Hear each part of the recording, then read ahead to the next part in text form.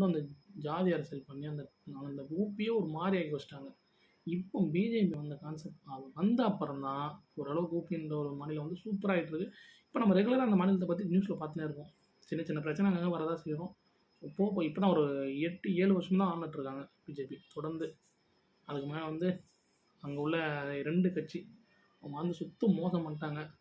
இப்போ குஜராத் எடுத்துங்க பிஜேபி ஆண்டுருக்கு. குஜராத்ல சூப்பரா இருக்குங்க. ஒரு பஸ் ஸ்டாண்ட்ல போனா கூட இல்லம்மா அவ்வளோதாங்க. கர்நாடகா எடுத்துங்க. கர்நாடகால பஸ் ஸ்டாண்ட் போய் பார்த்தீங்கன்னா, பஸ் ஸ்டாண்ட்ல பஸ் எப்போ வரும்?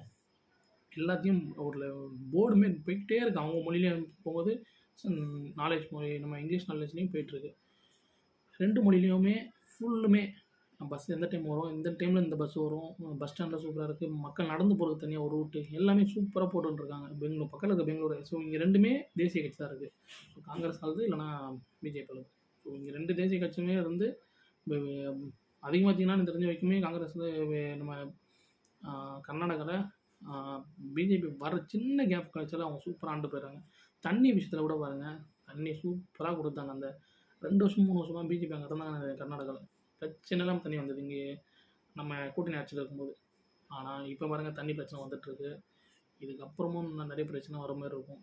ஸோ எல்லாத்தையும் யோசிச்சு ஓட்டு போடுங்க. ஓட்டுன்றது வந்து நம்ம ஒருத்தவங்களுடைய ஓட்டு தான் எல்லாத்தையும் தீர்மானிக்கும்.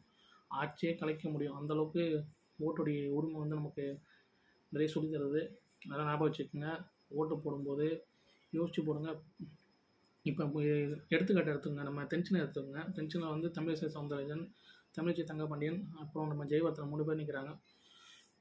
இப்போ நம்ம எதுக்காக வந்து பாஜகவுக்கு ஓட்டு போட சொல்கிறோம்னு பார்த்தீங்கன்னா, ஃபுல் அண்ட் ஃபுல் அவங்க ஜெயிச்சா அவங்க ஸ்ட்ரெயிட்டா வந்து அவங்களுடைய திட்டத்தை இப்போ தென்சென்னைக்கு என்ன வேணும்? நமக்கு மோஸ்ட்லி பள்ளிக்கரணை அந்த அங்கே ஃபுல்லுமே காவா தண்ணி மாரி ஓடிட்டுருக்கு.